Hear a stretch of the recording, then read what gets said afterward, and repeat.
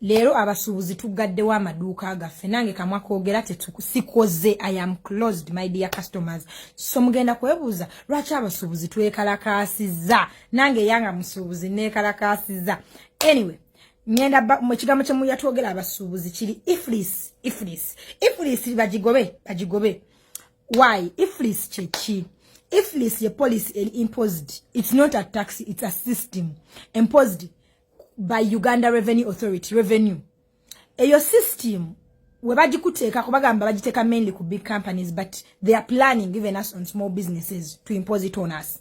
Before they impose it on us, bagagitestingira big companies. If lizeno, we bagikutaddeko, you need to install it. That's costs. Nga olaba we to installing a DSTV, we to installing a internet ewaka. That's how it is. Installation ya bay. Yetaga internet, yetaga omuntu amanyi ogiraninga. Even us as a small business, togenda kuntesa omukozi already nga sente sizirabe esasula abakozi, atensa sula omukozi omuki omulala. Kati abasuubuzi mugenda gamba iflis is not omusolo, iflis is not biki. Iflis eyo obeera nayo mu system yo mu dduuka alyo. Buli item gy'otunda oyina gigattako 18% ey'omusolo. Naye mujjukire tewali kintu kye tuyingiza mu Uganda muno nga tetusasulidde musolo ate omusolo ogw'amaanyi. Kyova oli muntu y'okudde China adde bakasitoma muntu mayo. Ekintiisaayo kintu kimu omusolo. Omusolo. Omusolo guno w'otuuka mu bondi ziri wali ennamanve nge container yeetuuse evudde okuva mu Mombasa etuse mu Uganda. Ne kakutanda noba nga toyina sente container yo nesusse nnako 2 wiki na mpitirivu nnyo. Each day bagenda kucharginga $1 mu Uganda shilling. Buli kana ku container yo wesuzeewo nga toyina za musolo. Bakucharginga $75,000. Kitone nnyo. Naye mujjukire government yosooka n'ogigirako share yaayo ku container gy'otannakolako magoba wadde naaka.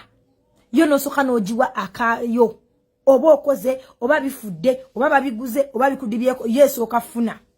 Wofeiringa okusula n'osula waawo mu bondi yawe.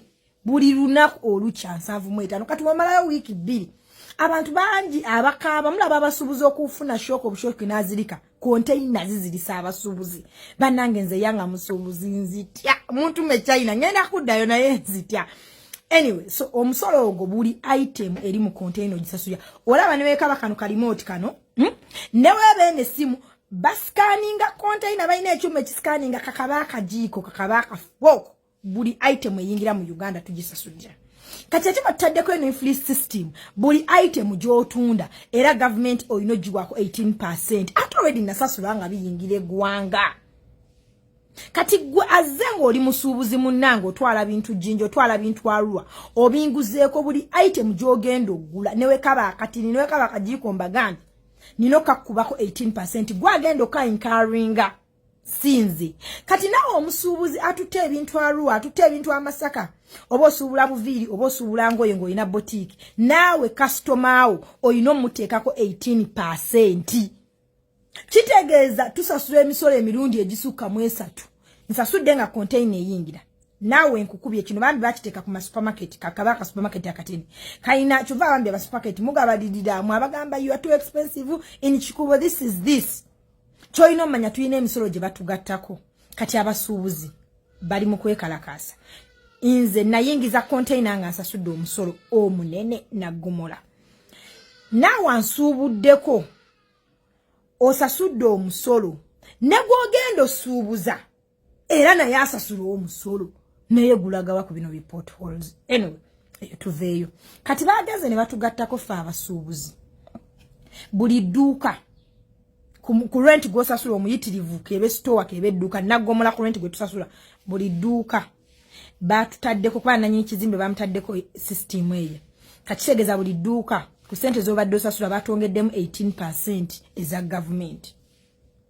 Naye buli item ngitaddeko bo bali bafunye akasente kaabwe. Ekintu wemba kitunda mitwalo 2.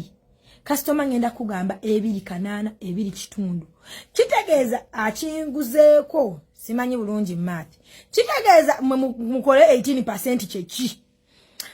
Kitegeeza gwa kinguzeeko ng'ogenze kusuubula. Bambi mwina obubotiki ku kyalo obugatto bubaga abatunda ebino ebiviri byaffe. Hey, naawe olina okwongera mwoyo. Kati tebakomye okulaba n'abamasaluuni kyabakutte. anti amaduka nabo balina osasula 18%. Ku rent omunyingi gwe tusasula batugaseepo. Influence ono takosa feka abasuubuzi namwe ba final buyer ate abakosa kirala. Ekintu kyawandikuzanga emitwalo ebiri kigenda kutuuka ku mitwalo 5 kubanga abantu nga basatu bekiyitiddemu. Nzo omusuubuzi ogenda kujanga ndi musuubuzi nkuyiribe fe tuyiriba.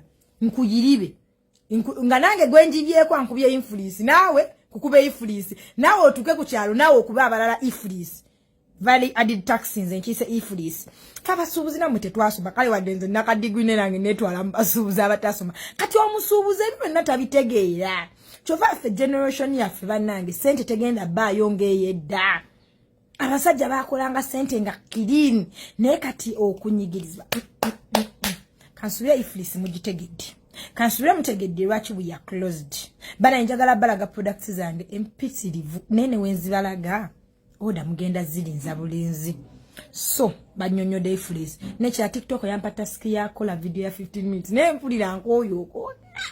Ankoma.